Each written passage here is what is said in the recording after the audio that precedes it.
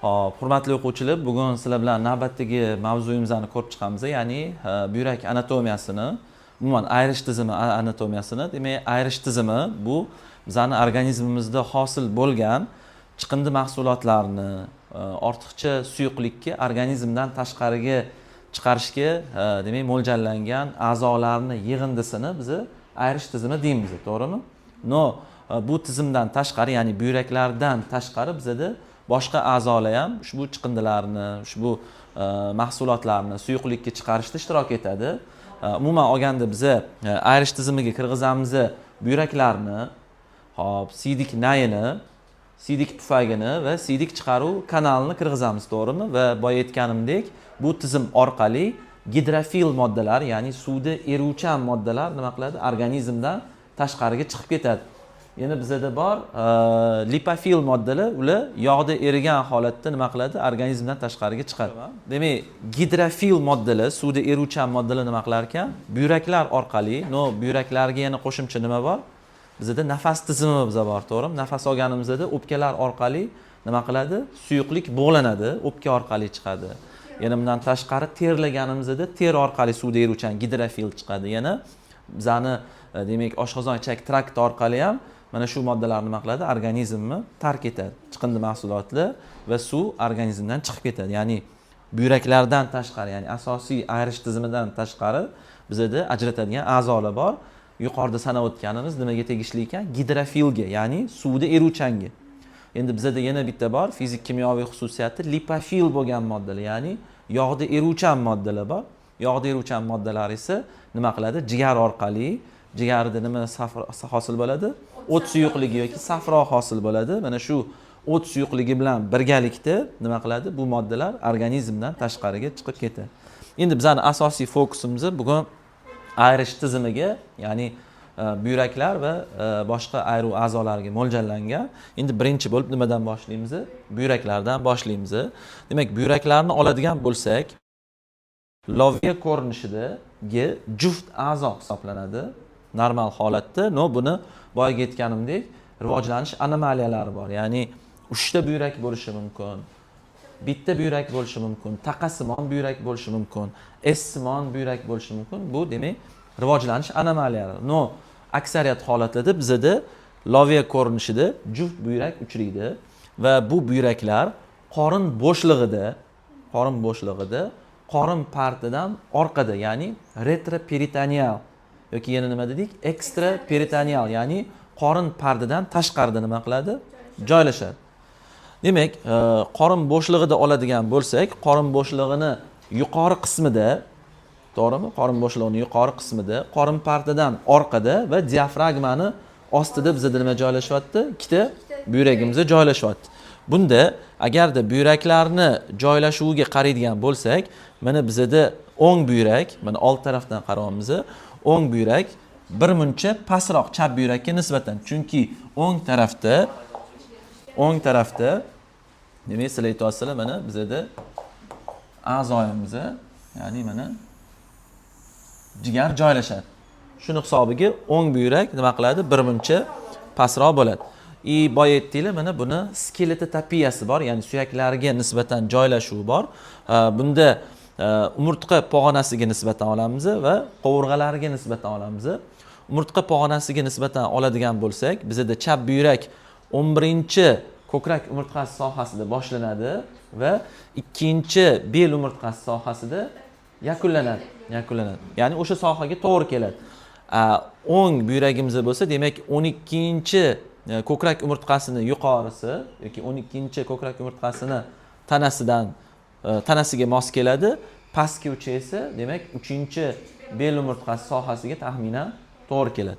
Bundan tashqari, agarda mana qovurg'alarni oladigan bo'lsak, hop, demak, mana bu yetim qovurg'a nima qiladi? Boyagi bizani chap buyragimizni taxminan o'rtasidan kesib o'tadi. O'ng buyragimizni esa yuqori 1/3 qismidan kesib o'tadi. Demak, shunga qarab biz nima qilishimiz mumkin? Buyraklarni lokatsiyasini aniqlashimiz mumkin. Ya'ni mana bel sohasida, qovurg'ani tugash sohasiga bizda nima to'g'ri kelyapti? Buyraklar to'g'ri kelyapti.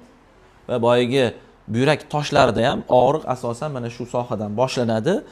Keyin toshni pastga yo'nalishiga qarab turib, og'riq ham pastga qarab yo'nalishi mumkin. Tushunarli? Demak, bu nima ekan? Skeletotopiyasi, ya'ni qovurg'alar hamda nimaga nisbatan joylashuvi? Umurtqalariga nisbatan joylashuv. Bundan tashqari yana bizda buni nimasi bor? Galotopiyasi bor. A'zolarga nisbatan joylashuvi bor. Demak, o'ng tarafda nima joylashadi bu yerda? Jigar joylashadi. Bundan tashqari yo'g'on ichak keladi, to'g'rimi? Demak, yo'g'on ichak kelib, ko'tariluvchi chambar ichak ko'ndalang chambarga o'tadi. O'sha joyda nima hosil bo'ladi? Burma hosil bo'ladi. Flexura coli dextra o'ng tarafda bo'lsa, bundan tashqari yana 12 barmoqli ichak bor, oshqozon bor, to'g'rimi? Demak, va ichakki pastki qismi bilan o'ng buyrak nima qiladi? Kontaktda bo'ladi. Chap buyuragimizda old tomondan bizda nima bor? Bu yerda taloq joylashgan. Taloqdan tashqari yana chap kiboyiga burma, ya'ni ko'ndalang chambar ichak, tushuvchi chambar ichakka o'tish sohasi, ya'ni chap burma, flexura coli sinistra joylashyapti. Bundan tashqari ichaklar nima qiladi? Chap buyrakka, oshqozonning bir qismi nima qiladi? Chap buyrakka tegib turadi. Bularni yuqori qismida xuddi boygan gruzinlarning shapkasiga o'xshab nima joylashadi? Buyrak usti bezlari joylashadi. Buyrak usti bezlari joylashadi. Demak, nima qilyapti? Buyraklar mana yuqori qismda joylashyapti. Endi buyrak mana qaranglar, qorin bo'shlig'ida tepada turibdi, tepada joylashyapti. Ya'ni bular tepada joylashgani bilan yer tortish kuchi bo'yicha pastga qarab nima qilmayapti? Yo'nalmayapti. Demak, buyraklarni mana shu holatda ushlab turadigan buyrakka nimasi mavjud? Fiksatsion apparati mavjud. Ya'ni ushlab turuvchi apparati mavjud. Demak, kelinglar, mana shu fiksatsion apparatda birma-bir nima qilamiz? Ko'rib ketamiz. Xo'p, demak, birinchi buyrakka fiksatsiyasida ishtirok etadigan narsa bu buyrakka o'rindig'i yoki buyrakka o'rni deyiladi. Buyrakka divani degan bo'ladi. Ya'ni buyrak o'sha yerda nima qiladi? Maza qilib, oyog'ini uzatib o'tiradi, to'g'rimi? Demak, bunga nima kiradi? Bunga bel sohasidagi mushaklar kiradi. Demak, bel sohasida qanaqa mushaklar bor? Demak, bel mushaklari. Yashang.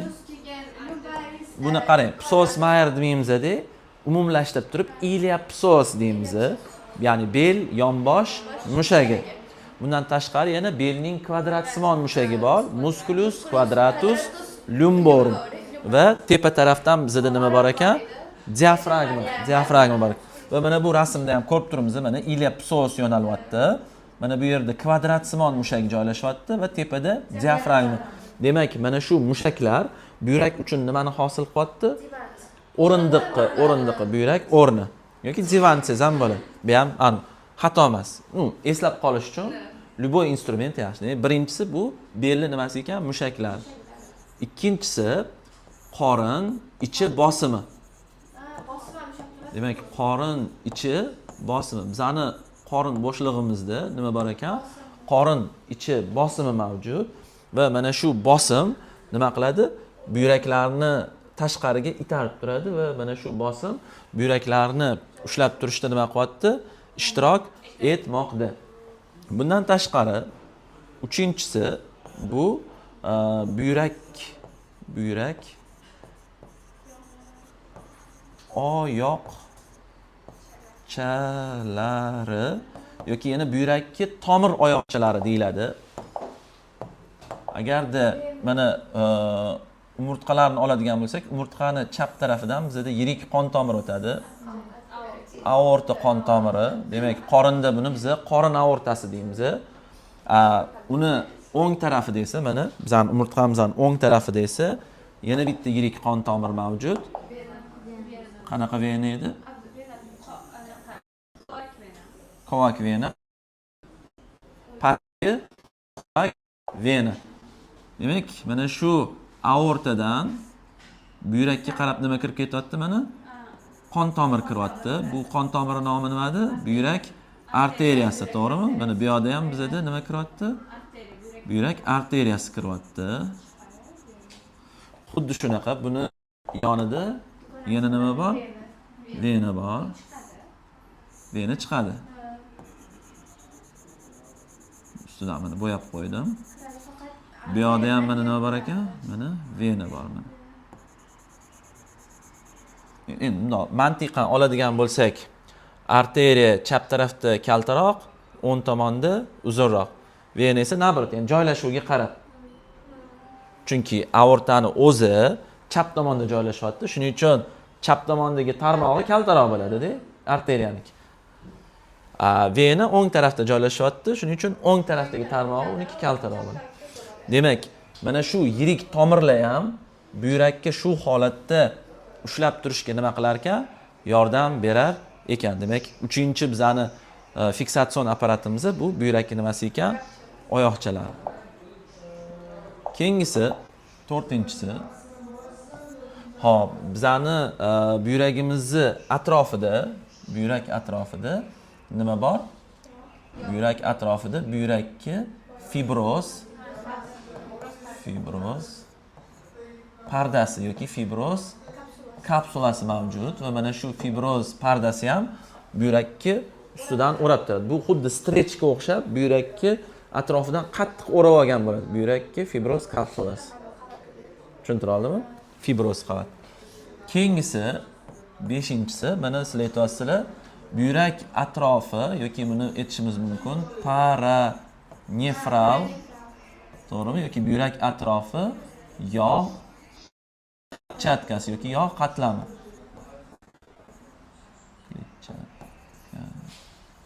Demak, buyrakka atrofida bizda yog' bilan qoplangan bo'ladi. Chunki boya aytdim, buyrak issiqlikka qarshi ko'radi. Buyrak atrofida yog' bo'ladi. Shu sababli ham, demak, inson keskin ozgan paytda nima bo'lyapti? Mana shu yog' qatlami kamayadi.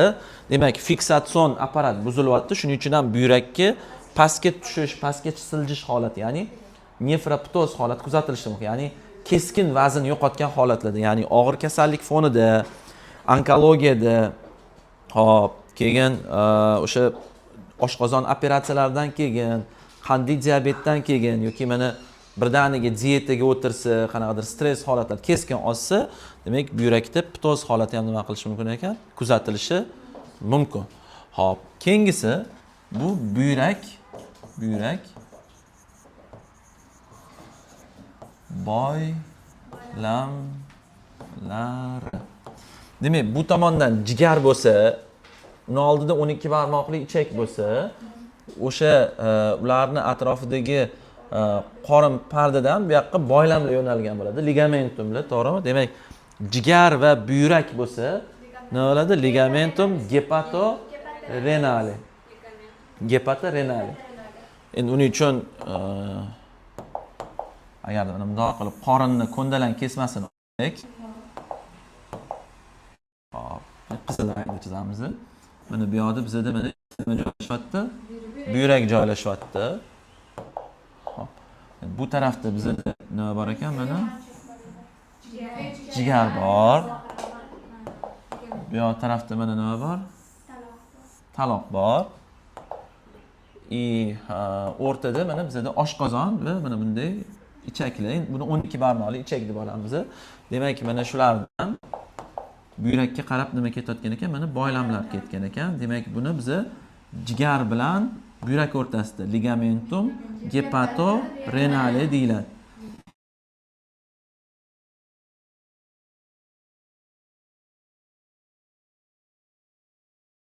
Splenorenale deyishingiz mumkin yoki splenorenale desanglar ham xato bo'lmaydi.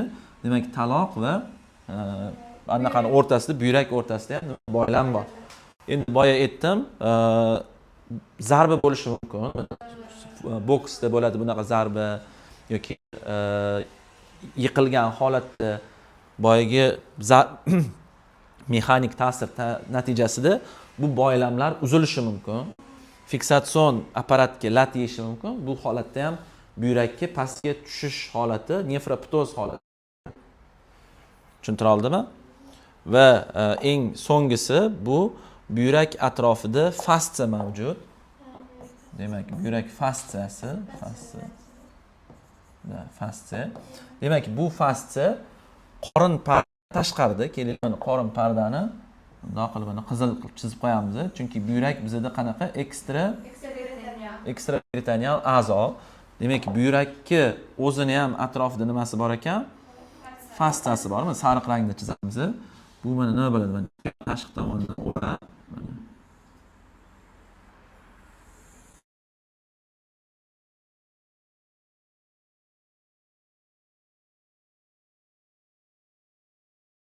o'radi. Tushunarlimi? Demak, bizda 7 ta fiksatsion apparat bor ekan. Bu mushak o'rni, 2 qorin ichi bosimi, 3 buyrak oyoqchalar, tomir oyoqchalar nazarda tutilyapti. 4 buyrakki fibroz kapsulasi, 5 buyrak atrofi yog' kletchatkasi, 6 buyrakning boylamlari va 7 bu buyrakki fastsiyasi. Hop, endi agarda anunga o'tadigan bo'lsak, buni o'chirib tashlaymiz endi. Nefroptozni ham agar mana ko'rsak, mana endi bu rengen snimkasi, rengenni yumshoq to'qimani ko'rish qiyinroq.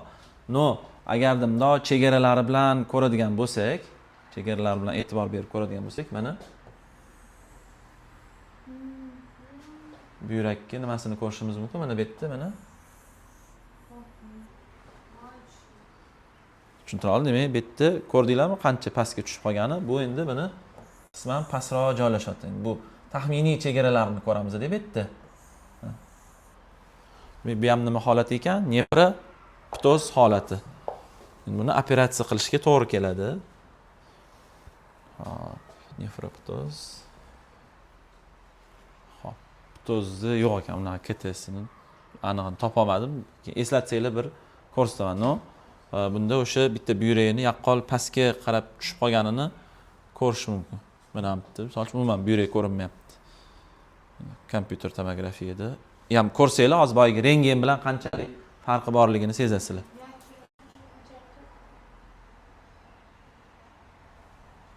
Ha, shundoq ko'rinib turadi mana. Ko'ryapsizlar mana buyrak chegaralarini shundoq ko'ryapsizlar. Mana jigar turibdi, jigar ostida mana buyrakka joylashuvini ko'rishimiz mumkin. Bu kompyuter tomografiyada. Mana bu yerda ko'ryapmiz, o'ng buyrakka, no chap buyrak yo'q. Yo operatsiya bo'lgan, yo operatsiya bo'lgan bo'lishi mumkin yoki anomaliya bo'lishi mumkin.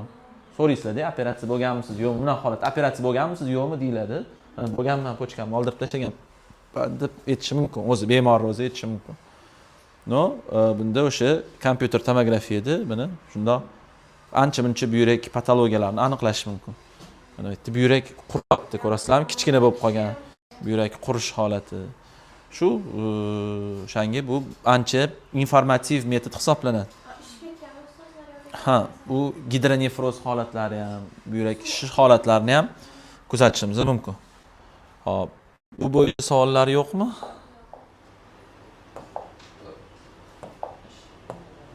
Hop, hurmatli o'quvchilar, endi buyrakni tashqi ko'rinishini ko'rib chiqamiz. Demak, boyaga aytganimizdek, buyrak loviya shaklida. Tashqi tomoni nima bo'ladi? Mana bu qismi qavariq bo'ladi. Bu qismi botiq bo'ladi. Demak, buni uzunligi o'rtacha buyrak uzunligi necha santimetr? 10-12 santimetrga teng. Uni eni demak, buni eni demak 5-6 santimetr va buni qalinligi bor, to'g'rimi? Demak, qalinligi boya ko'rsatdim. Mana yon qalinligi nima bo'ldi? Bu o'rtacha. Hop, ko'rinmas ekan mana. Demak, buni bo'yi bor bizada 10-12 santimetr. Hop, eni bor 5-6 santimetr va qalinligi taxminan 4 santimetr atrofida. To'g'rimi? Va boyaga aytganimizdek, buni botiq qismi mavjud va qavariq qismlari mavjud. Endi buyrakka o'zini oladigan bo'lsak, birinchi buyrakka ikkita yuzasi bor. Old yuzasi bor, fascis anterior va orqa yuzasi yoki buni yana fascis visceralis desak bo'ladi va fascis dorsalis. Ichki a'zolarga qaragan yuzasi, boya aytdik-ku, jigarga, 12 barmoqli ichiga, qayrilmalarga tegib turadi degan joylarimiz. Demak, ikkita yuzasi bor, ikkita nimasi bor? Uchi mavjud. To'g'rimi? Mana yuqori uchi, nima dedik? Buni extremitas dedik. Mana yuqori uchi va mana pastki uchi. Demak, extremitas bunisi pastda bo'lgani uchun inferior bo'ladi. Bunisi esa extremities. Bu yerda boya nima o'tiradi dedim, mana bunaqa qilib. Buyrak usti bezi o'tiradi. Extremities superior. Bundan tashqari buni nimasi bor? Ikkita qirrasi margolari bor. Demak, mana bu botiq qirrasi nima deyiladi? Margo medialis deyiladi. Nimaga margo medialis? Chunki o'rta chiziq bor, to'g'rimi? Medial markaziy chiziqqa yaqin. Mana bu esa markaziy chiziqdan uzoq bo'lgani uchun, demak, margo lateralis deb ataladi. Bundan tashqari, mana bu kirish qismi nima deyilar ekan? Buyrak darvozasi deyiladi. Demak, darvozani biz hilum renale deymiz. Hilum renale. Demak, darvoza orqali bizda buyrak arteriyasi kiryapti, buyrak venasi chiqyapti va siydik jomi nima qilyapti? Chiqyapti. Siydik jomi siydik nagiga o'tib ketadi. Tushuntira oldimmi? Demak, ikkita yuzasi bor, ikkita uchi bor va ikkita qirrasi mavjud. Nima deyotdingiz Durdona? Savol etdingiz shekilli. Bildingiz a? Margo demak qirrasi degan. Mana buyrak nimasi ekan? Bu darvozasi ekan. Tushunarlimi? Endi buyrakka agarda yanada ichiga chuqurlashadigan bo'lsak, bizda endi nima bor? Buyrakka qon tomiri bilan ta'minlanishini ko'rib olishimiz kerak. Qon tomiri bilan ta'minlanishini ko'rsak, biza o'sha keyingi qismlariga nima qila olamiz? O'ta olamiz. Buning uchun nima qilamiz? Buyrakka olamiz. Pichoq bilan oldik. Nima qildik? Buyrakka yarmini bundoq qilib kesdikda, old qismini olib tashladik. Ya'ni o'rtasidan kesib, buyrakka nimasiga e'tibor beramiz endi? Ko'ndalang kesimiga, kesmasiga qaraymiz. Va shu bilan birgalikda hozir qon tomirlarini ham gaplashib ketamiz. Demak, biz buyrakka kesdik mana. Buyrakka kessak mana bunday juda ham bir qiziq rasm bizani ko'zimizning oldida nima qilyapti? Gavdalanyapti. Demak, biz agar mana bu rasmga qarasak, buyrakka ikki xil moddadan iboratligini, ya'ni buyrak to'qimasi ikki xil moddadan iboratligini ko'ramiz. Birinchisi mana tashqi tomonda joylashyapti mana. Mana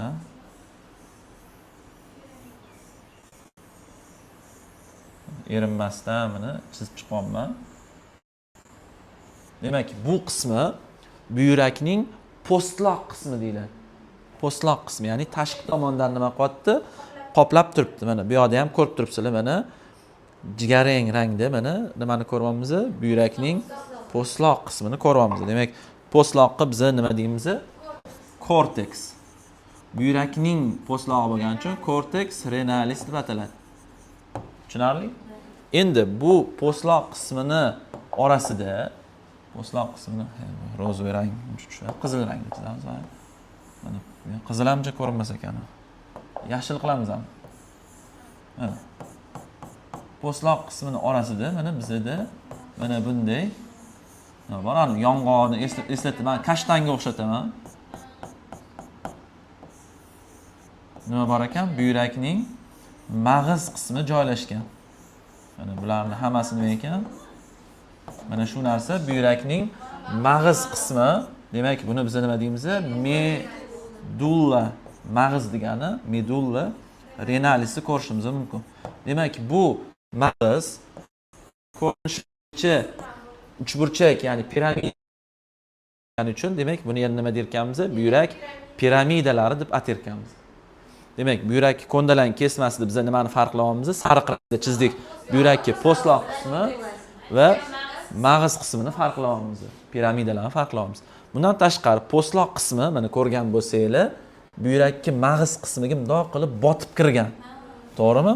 Mana shu botib kirgan qismi biz buyrak ustunchalari deymiz yoki kolumna renalis deb ataladi. Yana bir marta postloqqa mag'izni orasiga botib kirganini biz nima derkanmiz? Kolumna renalis, ya'ni ustunchalari deb ataymiz.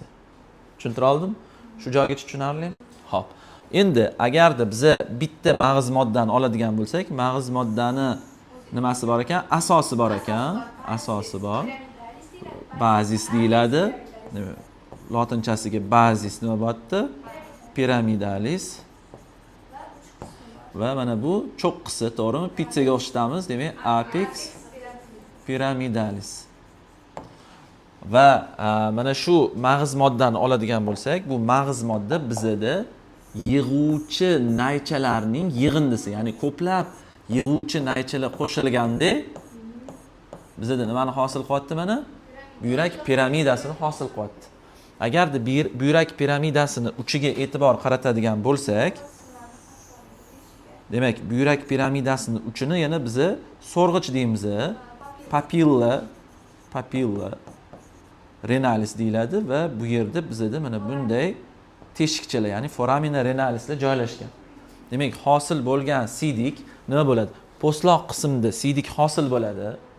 Yig'uvchi naychalar orqali siydik nima qilyapti? Mana piramida qismiga yo'nalyapti va mana shu piramidadagi teshikchalar orqali so'rg'ichdan tashqari chiqyapti. Endi mana bundoq bitta so'rg'ichni oladigan bo'lsak, so'rg'ichchi atrofida mana piyola bor-ku, piyola. O'sha piyola bundoq o'sha so'rg'ichchi atrofidan o'rab olgan bo'ladi. Tushuntira oldim? Mana piramida bu kashtanga o'xshaganda, bundoq uchburchak tekis ploskisda emasdi, bu bundoq kashtanga o'xshagan, bundoq piramida joylashyapti va piramidaga nima? Bundoq kichik kosachalar birlashib turibdi. Kichik kosachalar nima qilib turibdi? Birlashib turibdi.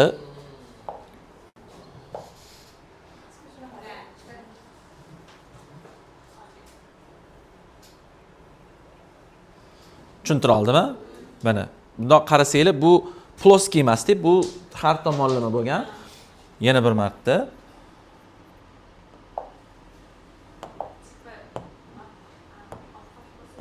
Mana bizada nima edi? Mana buyrak piramidasi, mana endi bitta buyrak piramidasi.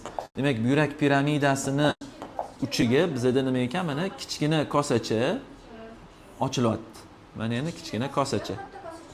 Aha, to'g'ri. Mana kichkina kosachada siydik yig'ilyapti. Endi kichkina kosachalardan uchtasi qo'shiladi-da mana. Ikkitadan uchtagacha bo'lgan kichik kosacha qo'shiladi-da mana. Va bizada endi rangini sal boshqacharoq chizaman. Nima hosil bo'ladi? Katta kosacha hosil bo'ladi. Demak, kichik kosachani biz kalitsis renalis minor deymiz. Katta kosachalarni biz kalitsis renalis major deb ataymiz.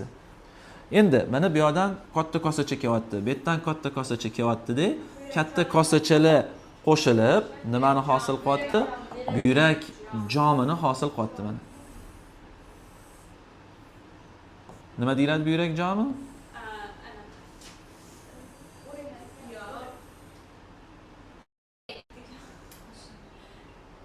Buyrak jomi. Buyrak darvozasining ikkinchi nomiga Pelvis renalis emasmidi? O'zimni ham esimdan chiqib qoldi sizlar qarab. Yiqtirdinglar. darvozasida buyrak jomi bitta narsa yo'q. Demak, demak, katta kosachalar qo'shilib bizada nimani hosil qilar ekan? Kichik buyrak jomini hosil qiladi. Buyrak jomi esa bizada nimaga davom etadi? Siydik nayiga va siydik nayi orqali qo'viga yo'naladi. Tushuntira oldimmi? Demak, buyrakka po'stloq moddasida siydik hosil bo'lyapti. Hosil bo'lgan siydik yig'uvchi naychalar orqali mana piramidadan yig'ilib, nima qilyapti? Mana bundoq kattalashtirsa, mana so'rg'ichchi uchidagi teshikchalarni ko'ramiz mana. Demak, mana shu teshikchalardan mana ko'rasizlarmi? Teshikchalardan tushib kichkina kosachaga, kichkina kosachalar katta kosachalarga, katta kosachalar bo'lsa nimaga mana yig'ilyapti? Buyrak jomiga yig'ilyapti. Jom bu bo'shliq bo'lgan idish, kuvshinga o'xshagan idish. Darvoza prosta bu a'zoga kirish sohasi.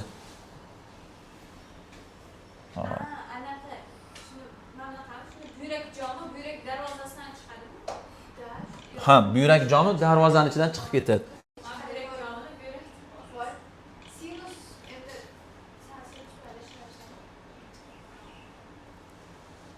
boyagi botiqligi.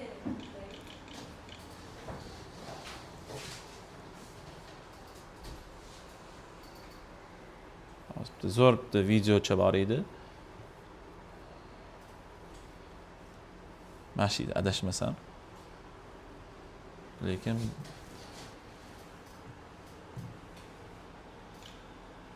ko'zinglarning oldida tasavvur bo'lishi uchun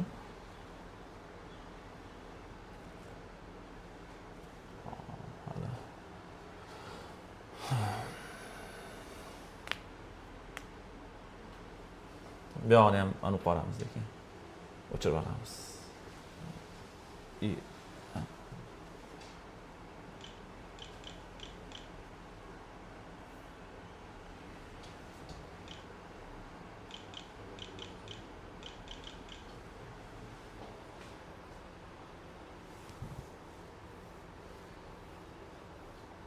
Mana juda ham zo'r illyustratsiya. Mana ko'ryapsizlar, bu yurakka mag'iz moddasi, mag'iz moddasida mana siydik yig'ilyapti-da, ko'rdinglarmi? Siydik yig'ilib, qo'vga qarab yo'nalyapti. Demak, qo'vda sekin-sekin yig'iladi-da, qo'vda nima hosil bo'ladi? O'sha siydikka mana. Demak, mag'iz moddadan nima qilyapti? Mana postloqdan mag'iz moddaga yo'nalyapti siydik va qattiq yig'ilyapti. Boyagi kosacha jom tizimida-da, u demak siydikning ayi orqali qo'vga qarab yo'nalib turadi. Tushundinglar mexanizmni? Hop, bu bo'yicha savol yo'qmi? Hop, buni ham tushunib oldik.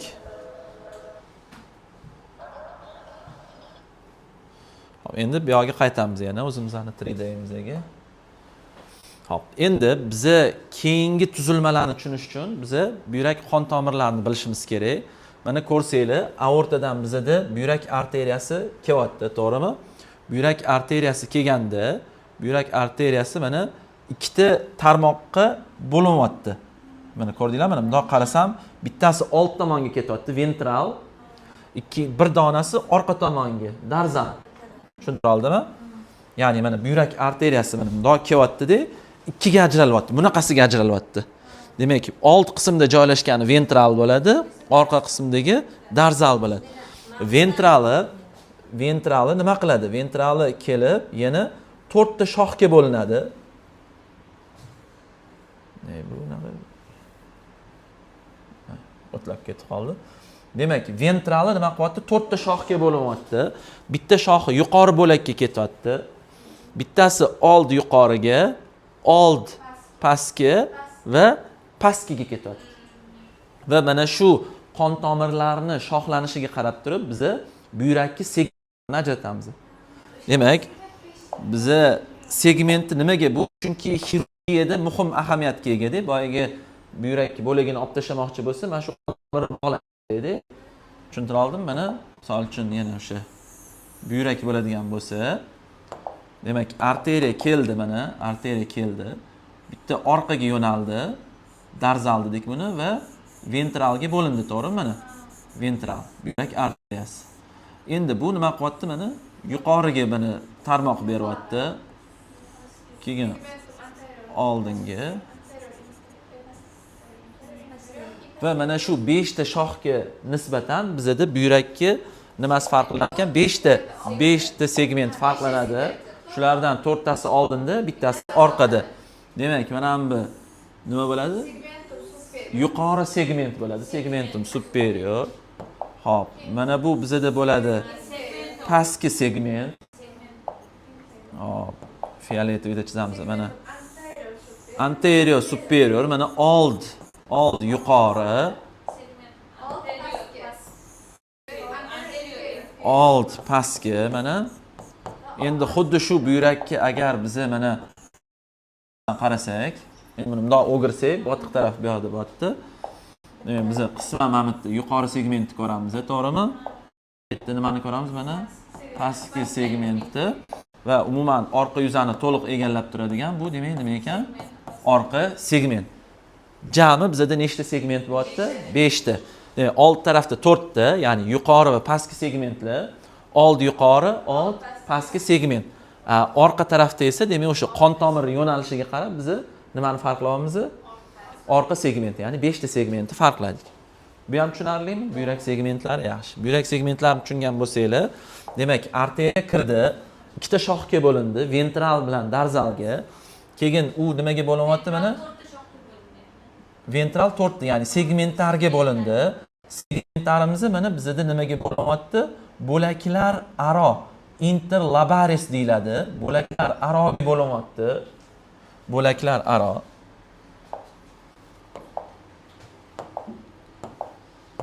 Mana buyrak arteriyasi kelyapti-da.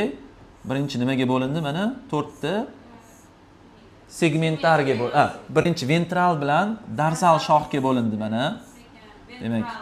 Demak, ventrali 4 taga segmentlarga bo'lyapti. Segmentlari demak nimaga bo'linar ekan? Bo'laklar aro interlabaris, lobar so'zidan eslab qolsangiz, interlabaris. U esa mana bunaqa boyagi piramidani atrofida joylashadigan bo'lakchalar aro interlabularisga bo'ladi. Demak, bu bo'laklar aroga tarmoqlanyapti mana. Mana bo'laklar aroga tarmoqlanyapti segmentlar. Undan esa nima chiqyapti mana? Bo'lakchalar aro interlabularis. Endi bu interlabularislarimizni mana piramidani ustki sohasiga keladi-da, mana nimani hosil qilyapti mana? Mana bu narsani nomini nima derdik biz bundoq qilsa? Nima edi bu? Ravoq hosil bo'lyapti. Demak, interlabularis bizda qaysinga o'tyapti? Ravoqsimon arteriyaga, arteriya arkuataga o'tyapti. Arkuata. Demak, mana bizda nima ajraldi? Interlabarisdan interlabularis ajralyapti. U esa demak, piramidani atrofida ravoqsimon arteriyalarni hosil qilyapti. Bu ravoqsimondan esa bizda mana nima chiqyapti? Arteriya radiati, ya'ni nursimon arteriyalarimiz chiqyapti mana. Nursimon arteriyalar. Tushuntira oldimmi? Demak, buyrakka nima kiryapti? Buyrak arteriyasi ikkiga bo'lindi, ventral bilan dorsalga. U demak segmentlarga bo'lindi. Segmentlarimiz bo'laklar aro interlabaris. U keyin piramidalar orasidagi bo'lakchalar aro interlabularisga, u esa ravoqsimon arteriya arkuataga bo'lyapti. Arteriya arkuatidan bo'lsa bizda nima chiqyapti? Radiati chiqyapti. Murakkab emas ekanmi? Demak, bu nima ekan? Ichki, demak, anaqasi.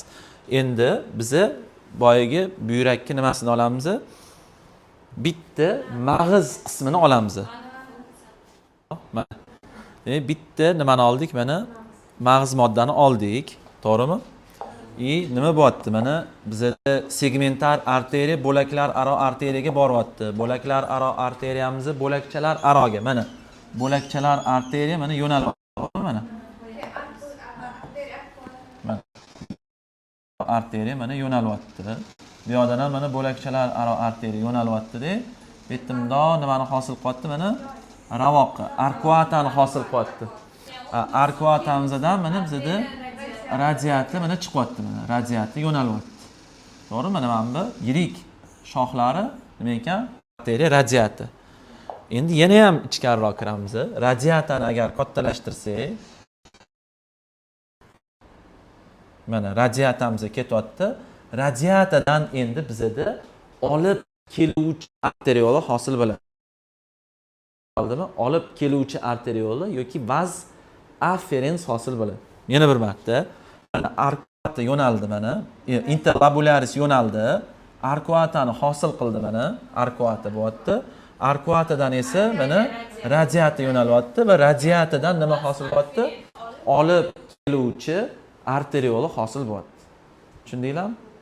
Ana endi biz sizlar bilan qon tomirlarni tushunganimizdan keyin buyrakning morfofunksional birligi, ya'ni buyrak vazifasini bajara oladigan buyrakning eng kichik qismi, ya'ni nefrongacha yetib keldik.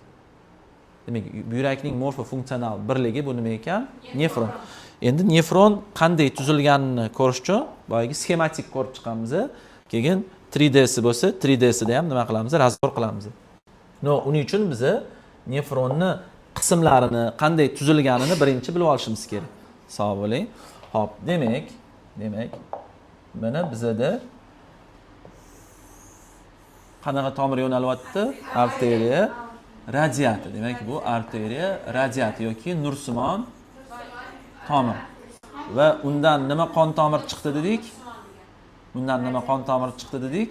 Olib keluvchi, demak, olib keluvchi afferens bo'ladi mana vas.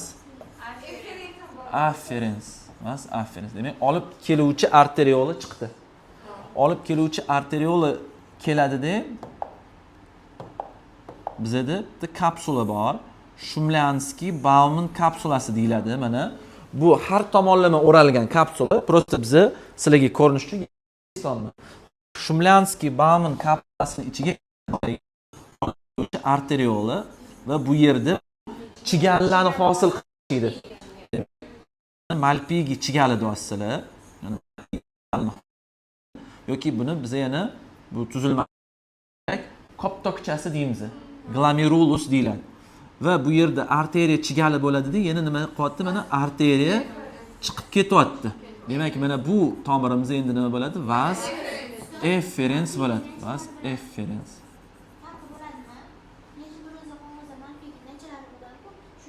Yo, bu bitta mana shu inson malpigi aniqlagan uchun nomini malpigi naychalarni betgan. Endi bitta bizda ajoyib tomir to'ri hosil bo'lyapti. Bunaqa tomir to'ri jigarda ham bor edi. Nega? Chunki mana buyrakka nima kiryapti? Koptokchaga arteriya kiryapti, arteriya chiqib ketyapti. Odatda arteriya kirardi, vena chiqib ketardi. Jigarda esa nabaru, jigarda vena kiradi, darvozasi vena ham chiqib ketadi. Jigar venasi chiqib ketadi. To'g'rimi? Bu yerda ham nimada? Ajoyib tomir to'ri hosil bo'lyapti. Demak, kiryapti, chiqyapti. Demak, bu tuzilmani nima deyirkanmiz? Biz buyrak koptokchasi yoki mana glomerulus deyiladi. Glomerulus yoki glomerula. Tushunarlimi? Bu tuzilmaning nomini endi rus adabiyotlarida Shumlyanskiy Bauman kapsulasi deyshadi. Chet el adabiyotlarida prosta Bauman deyshadi.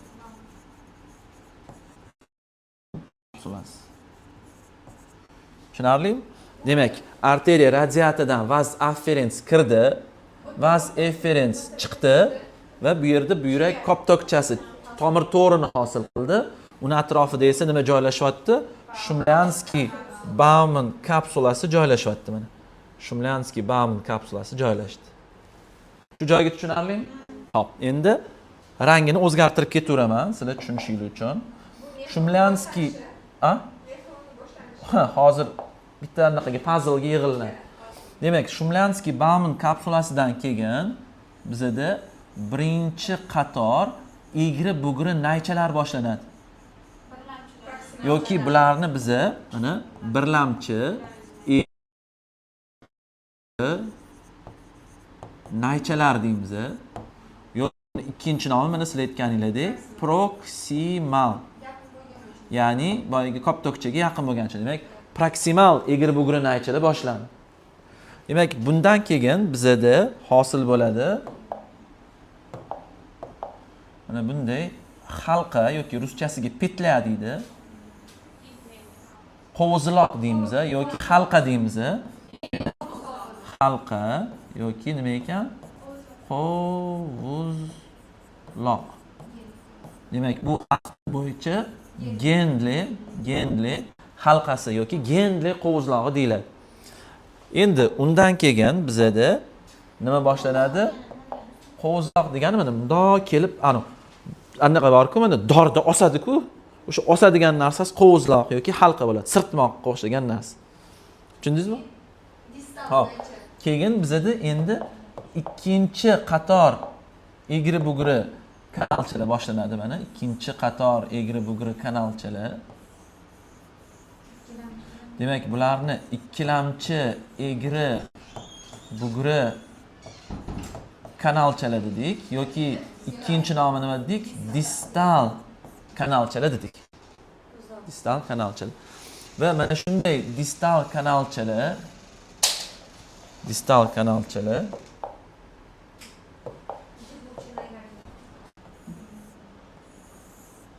nimaga birikar ekan? Demak, yig'uvchi nayga birlashadi. Va taxminan 20 ta, 25 ta distal kanalchani kelib mana bunday quyilishidan bizda nima hosil bo'ldi?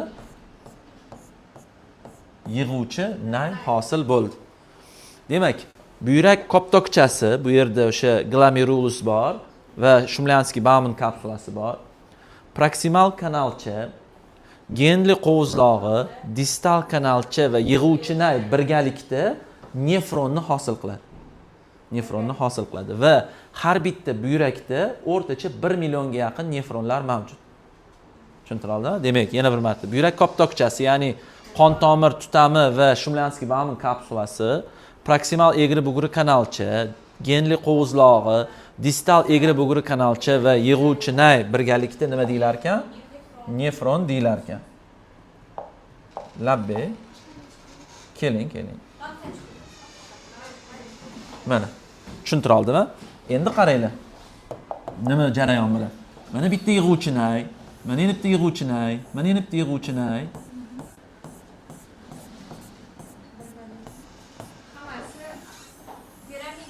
Nimani hosil qildi? Piramidani hosil qildi. Tushuntira oldimmi? Demak, yig'uvchi naylar qo'shilib piramidani hosil qilar ekan. Demak, nefronda bizada sidik hosil bo'ladi. Demak, bu hosil bo'lgan sidik yig'uvchi nayga qildi. Demak, yig'uvchi naylar yig'ilib qatgacha olib keldi, boyagi so'rg'ichlarga olib keldi. Tushundinglarmi? Bu bo'yicha savollar yo'qmi? Xo'p. Endi boyagini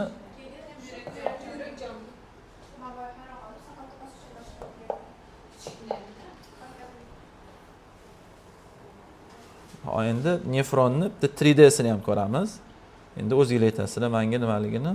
Mana o'sha sizlar nefronni tuzilishini bilasizlar. Demak, ikki raqami bilan nima joylashyapti bizda?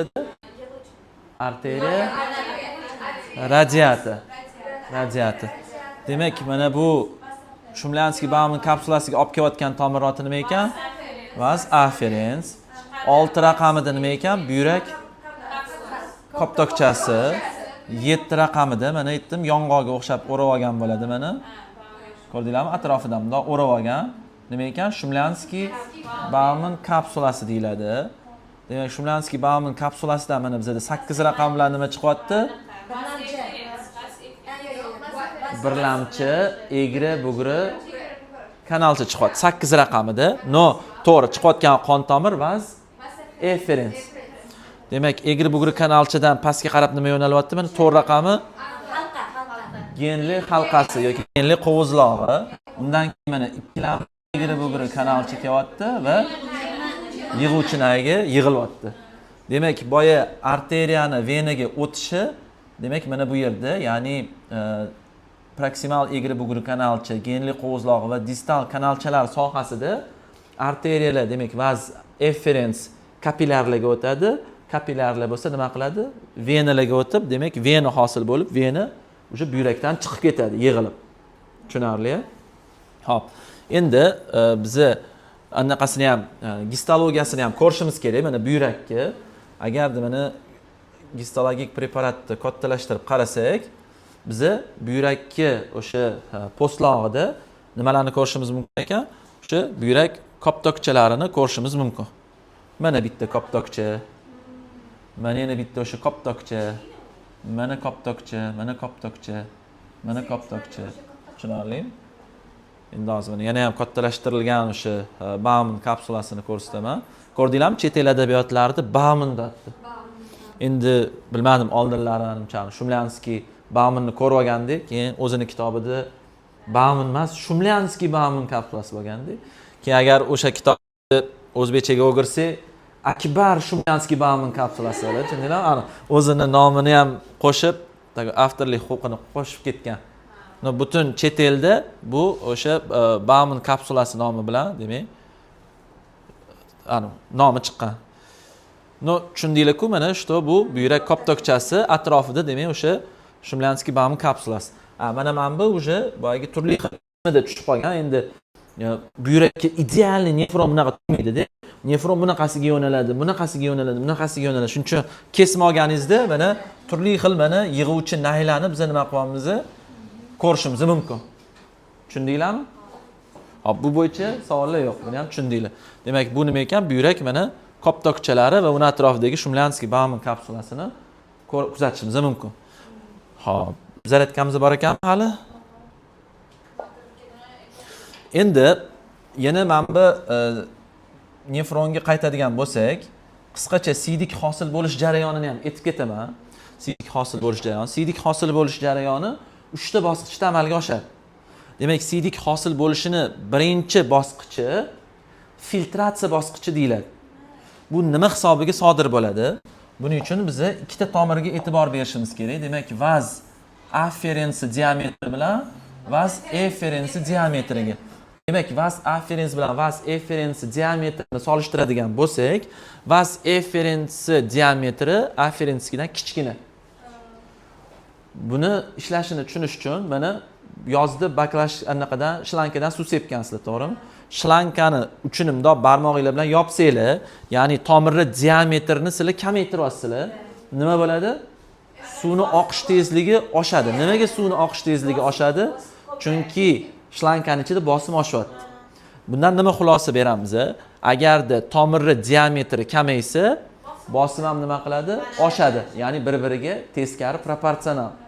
Demak, bu yerda tomirlarning o'rtasida diametr farqi bo'lgani uchun nima hosil bo'lyapti? Bosim hosil bo'lyapti va bu bosimni biz gidrostatik bosim deymiz. Gidrostatik bosim. Tushuntiradimi? Gidrostatik bosim. Gidrostatik bosim nimaga sababchi bo'ladi? Biz agarda mana o'sha buyrak koptokchasidagi bitta qon tomir kapillarini oladigan bo'lsak, birinchidan bu yerda qanaqa hujayralar? Endoteliy hujayralari bor, to'g'rimi? Endoteliy. Demak, endoteliy hujayralari uzluksiz emas-da, buni orasida mana kichkina nimalar bor? Tirqishlar bor. Tirqishlar bor. Fenestrlar deydi. Buni ustidan yana nima qoplab turadi? Bazal membrana qoplab turadi. Demak, buni ustidan nima qoplar ekan mana? Bazal membrana qoplaydi. Bazal membranada ham nimalari bor dedingiz mana? Teshikchalari bor. Nima deyiladi bu teshikchalar? Poralari deyiladi. Mana qonni suyuq qismi, qondagi oziq modda, kislorod to'qimaga chiqish kerak-ku. Agarda uzluksiz bo'lganda o'tolmasdi uni devordan, to'g'rimi? Shuning uchun ham nima qiladi? Mana shu poralardan aminokislotalar, boyagi monosaxaridlar, ionlar, suyuqliklar to'qimalarga o'tadi. Tushuntira oldimmi? Xo'p. Endi biz shlankamizning kichkina teshikchalari bor edi. Biz gidrostatik bosim qilsak, teshikdan nima chiqadi? Boyagi suyuqlik, ya'ni qonning suyuq qismi nima qiladi? Chiqishni boshlaydi. Demak, mana bu tirqish, poralar nima vazifani bajaradi? Elak vazifasini bajaradi. Demak, qonni oladigan bo'lsak, qonning qanday qismlari bor edi? Qonni ikkita qismi bor. Qonni suyuq qismi plazma deyiladi va shaklli elementlar. Endi qon plazmasini ham oladigan bo'lsak, u yerda nima bor? Oqsil bo'ladi. U yerda nima bo'ladi? Glyukoza bo'ladi. U yerda nima bo'ladi? Hop, aminokislota bo'lishi mumkin. U yerda bo'ladi minerallar bo'ladi va eng asosiy qismini nima hosil qiladi? Suv hosil qiladi. Demak, boyagi elagimizdan, ya'ni poralardan, fenestralardan bizda qonni suyuq qismi o'ta oladi. Glyukoza, aminokislota, minerallar suv o'ta oladi. Shaklli elementlar o'ta olmaydi. Oqsil ham o'ta olmaydi. Shuning uchun ham siydikda shaklli elementlarni aniqlanishi, ya'ni eritrotsitlarni bo'lishi, leykositlarni bo'lishi, trombotsitlarni bo'lishi yoki oqsilli bo'lishi, ya'ni proteinuriya, gematuriya yoki eritrotsituriya, leykosituriya bu buyrakdagi yoki siydik yo'llaridagi qandaydir bir kasallikdan, qandaydir bir muammodan dalolat beradi. Oqsil o'tib ketsa, umuman buyrakka filtratsion qobiliyati buzilayotgandan dalolat beradi. Nimaga filtratsiya? Chunki filtrda ham bilasizlarmi, o'sha tozalanib o'tadi-da. Tozalanib bunda biz shaklli elementlarni nima qilamiz? Ushlab qolamiz. Bu yerda yana bitta qo'shimcha element bor. Boyagi elak hosil qilishda ishtirok etadigan. Bu boyagi Shumlyanskiy Bauman kapsulasining hujayralari. Bu hujayralar bizda podotsitlar deyiladi. Ya'ni mana bunaqa qon tomirimiz bo'lsa, bundoq o'sha kapsulaning qo'lchalari mana bunaqa bundoq buni nima qilgan? Qoplab turgan bo'ladi. Tushuntira oldimmi? Demak, bular qo'shimcha elak vazifasini bajarib beradi. Podotsitlar. Demak, bu hujayralar nima vazifani bajaryapti? Ya'ni endoteli, poralar, fenestralar boyagi qonni suyuq qismini tashqariga akdan o'tmagan narsani, ya'ni shakl elementlarini ushlab qolish, oqsilni ushlab qolish vazifasini bajaryapti. Qonni suyuq qismi nima hisobiga tashqariga chiqyapti? Qanaqa bosim? Gidrostatik bosim hisobiga tashqariga chiqyapti. Demak, o'rtacha bir kunda bizada 150 dan 180 litrga yaqin qonni suyuq qismi nima bo'ladi? Filtratsiya bo'lib, qon tomiri devoridan qayerga o'tadi? Shumlyanskiy-Bauman kapsulasiga o'tadi. 180 litr degani bu o'rtacha 130 ta, to'g'rimi? 130 ta bo'ladimi? Yo'q, 120 ta, 1,5 litrlik kola degani. Tasavvur qiling, mana 120 ta kola birlamchi siydik hosil bo'lyapti. Demak, qonni plazmasini filtrlanib o'tganini biz nima der ekanmiz? Birlamchi siydik. Siydik hosil bo'lishini birinchi bosqichi bizda nima deyilar ekan? Filtratsiya. Filtratsiya. Demak, o'rtacha 150-180 litr nima hosil bo'lyapti? Birlamchi siydik hosil bo'lyapti. Endi sizlarda savol bo'lishi mumkin. Qon tomiri devori teshik bo'lsa, tirqishlari bo'lsa, nimaga butun suyuqlik chiqib ketmayapti? Agar sharni teshib qo'ysak, ichidan hamma suv oqib ketadi-yu, deyishingiz mumkin, to'g'rimi? Demak, bu yerda hamma suv chiqib ketadimi degan savol paydo bo'lishi mumkin. Yo'q, hamma suv chiqib ketmaydi. Nimaga? Chunki boyagi qon tomiri ichidagi oqsillar o'ziga yarasha bosim hosil qiladi. Oqsillar va buning ichida qolgan minerallar bu ikkita turdagi bosimni, ya'ni oqsillar hosil qiladigan bosimni biz onkotik bosim deymiz. Onkotik bosim. Onkotik bosim nima degani? Mana oqsil, to'g'rimi? Qonni ichida suzib yuribdi. Demak, oqsil o'ziga suvni torta olish xususiyatiga ega. Demak, ma'lum bir miqdordagi oqsil nima qiladi? O'ziga suvni biriktirib, suvni ushlab yuradi. Bu degani, mana qon tomiri ichidan elakdan oqsil o'ta olmadi, to'g'rimi? Oqsil o'ta olmagandan keyin oqsil o'zi bilan nimani ushlab qoladi? Suvni ushlab qoladi. Shuning uchun ham suvni hamma qismi nima qilmaydi? Boyagi qon tomiri ichidan chiqib ketmaydi. Tushuntira oldimmi? Demak, bu bosimni nima der ekanmiz? Onkotik bosim deymiz. Yana bizda bor osmotik bosim bor. Bu mineralli natriyga o'xshagan osmotik faol moddalar bor. Natriyning eng yaqin do'sti, eslab qolinglar, suv. Shuning uchun ham sizlar mana sho'r narsalar yesanglar, chips, qurt, tuzlangan bodring, nima bor? Sulunguni bor, to'g'rimi? O'shalarni yesanglar, chanqiysizlar. Nimaga? Chunki sho'r narsaning tarkibida nima bor? Tuz bor. Tuzning tarkibi natriy, xlor. Demak, natriy tushgandan keyin o'ziga kimni jalb qiladi? Suvni jalb qiladi. Shuning uchun ham sizlar nima qilasizlar? Chanqiysizlar. Demak, qon tomiri ichidagi minerallar ham nimani hosil qilar ekan? Osmotik bosimni hosil qiladi va ular ham boyagi tomir ichidagi suyuqlikni ushlab qolish vazifasini bajaradi. Endi bizda nima bo'ldi? Qonni suyuq qismi filtrlanib qatga chiqdi? Boyagi Shumlyanskiy-Bauman kapsulasi va qayerda joylashyapti? Birlamchi egri-bugri kanalcha genlining ichida suzib yuribdi.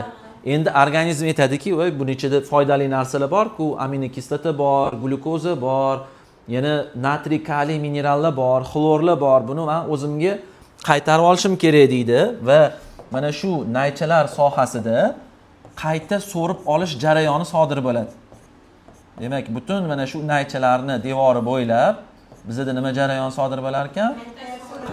So'rib olish jarayoni. Va mana shu qayta so'rib olish jarayonini biz reabsorpsiya deb ataymiz. Reabsorpsiya deymiz. Va boyagi 150-180 litrdan 99% bu bo'ladi 178,2 litr yoki bu yoqda oladigan bo'lsak 148,5 litr suyuqlik va undagi moddalar nima qilinadi? Qayta so'rib olinadi. Aminokislotalar so'rib olinadi, glyukoza so'rib olinadi. Shuning uchun ham siydikda glyukozaning miqdori katta bo'lmasligi kerak. Tushuntira oldimmi? Demak, bu jarayon nima deyiladi? Reabsorpsiya deyiladi. Va distal naychilar sohasiga kelganda organizmda hosil bo'lgan o'sha qoldiq mahsulotlar, mochevina, hop, yana sidik kislota, boshqa suvda eriydigan demak chiqindilar nima qilish kerak? Tashqariga chiqarib olinish kerak. Shuning uchun ham bu yerda sidik hosil bo'lishining 3-jarayoni, ya'ni naylar bo'shlig'iga chiqariladigan jarayoni, ya'ni sekretsiya bosqichi amalga oshadi. Va mana shu reabsorpsiya bo'lgandan keyin, chiqindilar chiqqandan keyin bizda endi ikkilamchi sidik hosil bo'ladi va bu o'rtacha, demak, mana bundan 100 ga bo'lib yorsak, nima hosil bo'lyapti? 1,5-1,8 litr kun davomida ikkilamchi sidik hosil bo'ladi. Va mana shu hosil bo'lgan sidik nima qilyapti? Yig'uvchi naylarga tushyapti, to'g'rimi? Mana yig'uvchi naydan keyin nima qilyapti? Mana hamda piramida hosil bo'lyapti, mana. To'g'rimi? Mana so'rg'ichchi uchidan demak kichik kosachaga tushyapti, undan katta kosachaga, jomga, undan demak sidik tufagiga qarab nima qilyapti? Yo'nalmoqda. Tushunarlimi? Demak bizada nima hosil bo'lyapti? Sidik hosil bo'lmoqda. Tushundinglarmi? Xo'p. Endi biz aytdikki, mana shu nefronlarni boya aytdik, ikki xil turi bor. Birinchisi bu postloqda joylashadigan, demak, postloq moddani ichida joylashadigan bunday nefronlarni biz kortikal nefronlar deymiz va bu taxminan 85% nefronlarni hosil qiladi. Postloqda joylashyapti. Aksariyat qismi postloqda joylashadi. Endi shunaqangi bir nefronlar borki, yana bitta turi bor. Bu nefronlar bizda qayerda joylashyapti? Mag'izni yonida joylashyapti va bularni biz yuksda glomerulyar. Yuksda degani yonida degani. Yuksda glomerulyar dema, uzr. Yuksda medulyar. Yuksda medulyar nima ekan? Nefronlar bor ekan. Tushunarlimi? Demak, bu nefronlar nima qilyapti? Boyagi postloq bilan mag'iz chegarasida joylashyapti, lekin ular postloqda joylashadi. Mag'izga o'tmaydi. Tushuntira oldimmi? Demak, bular o'rtacha 15% tashkil qiladi. Bularning asosiy vazifasi mana insonning davleniyasi ko'tarilib ketib qoldi, to'g'rimi? Davleniya ko'tarilgan paytda o'zi shundoq ham mamta bizda gidrostatik bosim bor, yuqori bosim bor. Endi odamning davleniyasi battar bo'lsa, bu yerdagi tomirlar yorilib ketishi mumkin, to'g'rimi? Shuning uchun bu nefronlar o'zi nofaol nefronlar, tinch holatda bular ishlamaydi. Demak, nagruzka tushgan paytda yuksda medulyarlar ochilsa nima bo'ladi? Mana bizda asosiy bitta oqim bor edi, to'g'rimi? Qonning oqimi bor edi. Biz qo'shimcha yo'llarni ochamiz-da, mana bu yerdagi yo'llarni ochib tashlaymiz. Bu yerda probka bor edi. Probkaga biz yo'lni ochib tashladik, boyagi bosim bo'lib turgan tomirlar nima qildi? Tarqab ketdi. Bunaqa tomirlar tarqab ketsa, bosimni tushishiga olib keladi. Ya'ni buyrakka tushayotgan bosim yuklamasini yuksda medulyarlar nima qiladi? Kamaytirib beradi. Ikkinchidan sidikka konsentrированный qilib beradi. Ya'ni suyuqlikka ortiqcha qismini o'ziga so'rib beradi. Halqasi boyagi naylar uzunroq bo'lsa, ko'proq o'tgandan keyin ko'proq suvni o'ziga nima qiladi? So'rib oladi. Ya'ni asosiy vazifasi demak, bosimni buyrakka tushayotgan yuklamani kamaytirish, keyingisi sidikka konsentrlash. Demak, bu nima ekan? Nefronni ikkita turi. Tushuntira oldimmi? Oxirgi sizlarga aytib bermoqchi bo'lganim, bu ham bu mavzuga yaqin. Demak, bu yuga apparati degan tuzilma bor. Yuga apparati mana olib keluvchi arteriola. Bu yerda nima boshlanadi? Mana buyrak koptokchasi malpigil chigali boshlanadi. Keyin bizda mana nima bor? Chiqib ketuvchi efferens bor va bu yerda biz yana bitta tuzilmani ko'ramiz. Bu tuzilma boyagi ikkilamchi egri bugri kanalcha. Buni yonidan o'tadi ikkilamchi egri bugri kanalcha va mana shu qismda, ya'ni olib keluvchi, olib ketuvchi va demak yig'uvchi naychani o'rtasida bizda yuga apparati joylashadi. Demak, yuga degani yuksda glomerulyar degani. Yuksda yaqin, glomerulus koptokchaga yaqin deyapti. Tushundinglar? Demak, yuga apparati joylashadi. Yuga apparatiga nima kiradi? Birinchisi mana bu yerda tegib turgan yig'uvchi nayi hujayralarini, mana bu hujayralarni biza zich dog' hujayralari deymiz. Makulens deyiladi. Zich dog' hujayralari kiradi. Bir. Ikkinchisi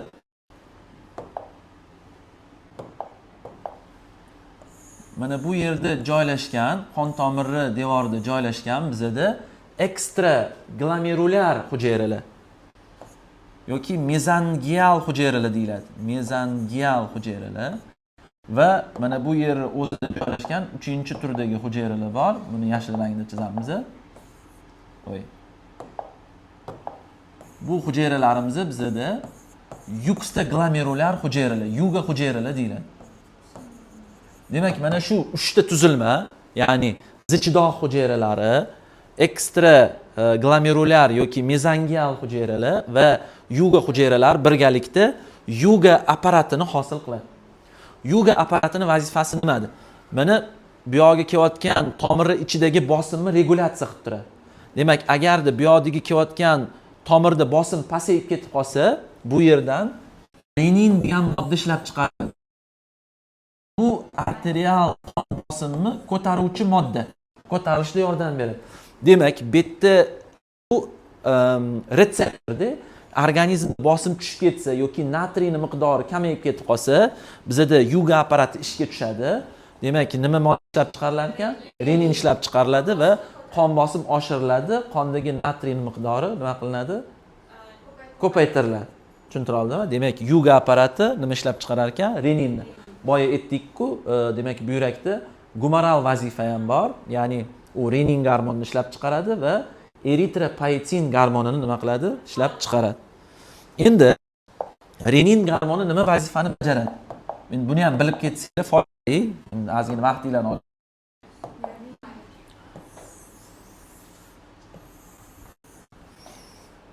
Mana qon, to'g'rimi? Qondagi oqsillarni qaysi a'zo ishlab chiqaradi? Jigar. Demak, jigar qonga nofaol bo'lgan angio nima degani? Tomir. Tenzio nima degani? Taranglashtiraman degan ma'noni, oshiraman degan ma'noni anglatadi. Demak, angiotensinogen degan oqsilni ishlab chiqaradi. U oqsil qonda suzib yuradi. U nofaol ko'rinishda gen qo'shimchasi bor. Gen degani 60 yoshi, nofaol degan ma'noni anglatadi. Ana endi boyagi buyraklarda olib keluvchi arteriolada bosim tushsa nima modda chiqadi dedik? Renin.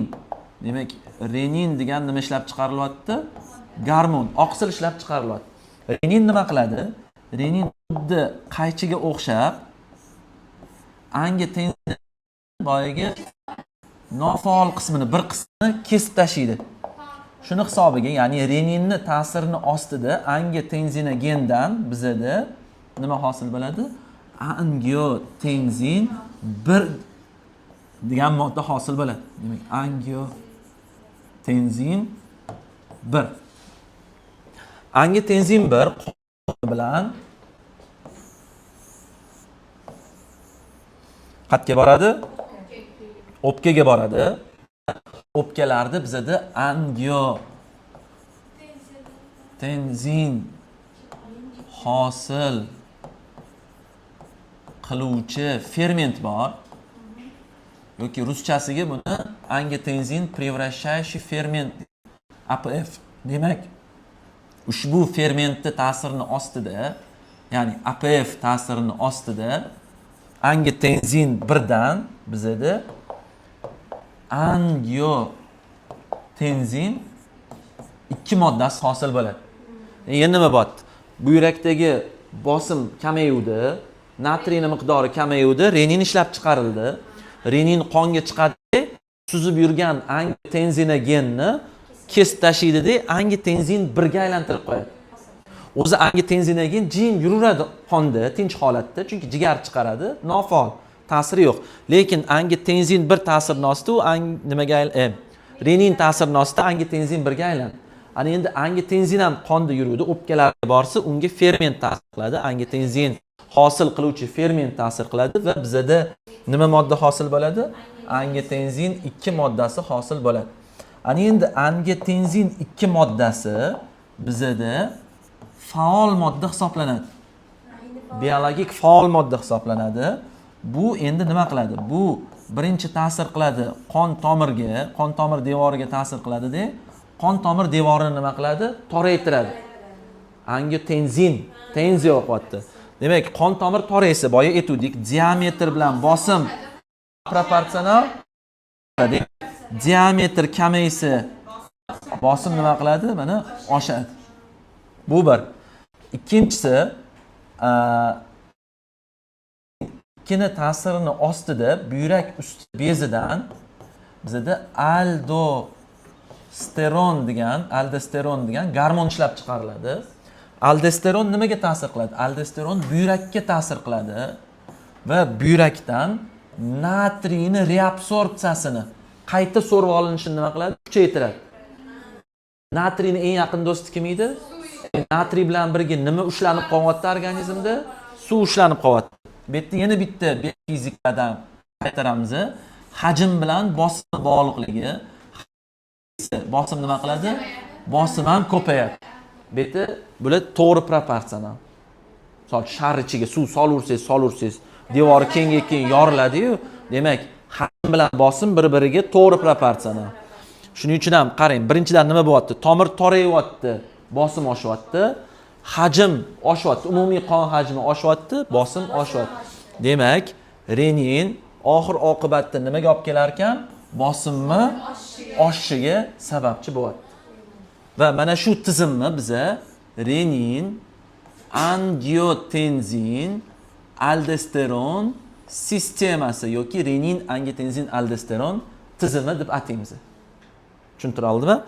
Mana shu reninni ishlab chiqarishi, demak, qaysi hujayralar? Yuga hujayralari bajaryapti. Yuga uchun sezgi retseptori bo'lib, qon bosimi pasayishi. Nimaga qon bosimi pasaysa, demak, renin nima qilib beryapti? Ko'tarib beryapti. Yoki natriy kamayib ketsa ham, cheres aldosteron u nima qilyapti? Natriyni ko'paytiryapti. Shuning uchun ham bizada renin moddasi nima qilyapti? Ishlab chiqarilmoqda va qon bosim boshqarilmoqda. Endi mana uyda eshitgan bo'lsanglar kerak, mana ENAP, ENAM degan dorilarni eshitgansizlar to'g'rimi? Demak, ularning tarkibiga APF ingibitorlar, ya'ni mana bu fermentni ingibitorlari kiradi. Demak, bu fermentimiz yo'q bo'lsa, angiotensin 1 dan angiotensin 2 hosil bo'la olmaydi. Demak, nofaoldan faolga o'ta olmaydi. Bu bo'lmasa, tomir toraymaydi. Demak, bosim kamayyapti. Qon hajmi ham ortmaydi. Demak, bosim yana kamayyapti. Demak, o'sha ENAPlar qon bosimini nima qilar ekan? Pastga tushirar ekan. Demak, bu guruh dorilarni APF ingibitorlari deyiladi. Unga enalapril, captopril, berlipril va kabi dori vositalar kiradi. Prillar guruhi deydi. Uni endi xudo xolisa katta bola bo'lsanglar farmakologiyada o'tasizlar. Tushunarlimi? Demak, biz sizlar bilan buyrakka tuzilishini ko'rib chiqdik. Buyrakka joylashuvini ko'rdik, buyrakka fiksatsion apparatini ko'rdik, qon bilan ta'minlanishini ko'rdik, buyrakka morfofunksional birligini ko'rdik, buyrakda qanday qilib siydik hosil bo'lishini ko'rdik, gormon ishlab chiqarilishini ko'rdik va renin, angiotensin, aldosteronni ko'rdik. Bundan tashqari yana buyrak eritropoetin ishlab chiqaradi, ya'ni eritropoez jarayonini, qizil qon tanachalari ishlab chiqarish jarayonini kuchaytiradi. Organizmda suv tuz almashinuvida ishtirok etadi. Chunki suvni chiqarib yuborsa, suv kamayadi. Suv bilan birga yana nima chiqib ketadi? Natriy, kaliy, boshqa demak, minerallar ham chiqib ketadi. Demak, suv tuz almashinuvini boshqaradi. Bundan tashqari buyraklar buffer tizimi vazifasini bajaradi. Ya'ni qonni kislota ishqoriy muhitini boshqarib turish vazifasini bajaradi. Uni yana hali bioximiyada ko'rasizlar, bikarbonat tizim hosil bo'ladi buyraklarda. Bundan tashqari buyraklarda vitamin D faol holatga keladi. Mana biz vitamin D ni ichamiz-ku, vitamin D ni o'zi ichganimizda u nofaol. U birinchi jigarga boradi, jigarga borib bitta gidroksil guruhni qo'shadi, OH guruhini qo'shadi. Undan keyin buyraklarga keladida ikkinchi gidroksil guruh qo'shadi. Ana o'shandagina vitamin D faol holatga o'tadi. demak jigarda muammosi bo'lsa, buyraklarda muammosi bo'lsa, demak vitamin D yetishmovchiligi bo'lishi mumkin. Min dori ichadimi, quyosh tagida yuradimi va hokazo. Tushuntira oldim. Bundan tashqari demak qon bosimini boshqarishda ishtirok etyapti. Bundan tashqari buyrak nima bo'lyapti? O'sha gormonal bo'lgan moddalar, ya'ni renin ishlab chiqarilyapti, eritropoetin ishlab chiqarilyapti. To'g'rimi? Bundan tashqari yana bir qator funksiyalari bor. Endi uni fiziologiyada va anaqada biokimyo darslarida ko'rib chiqasan. Savollar yo'qmi? Shu like bosib qo'yamiz. Bo'ldimi? Qiyin bo'lmadimi, murakkab bo'lmadimi?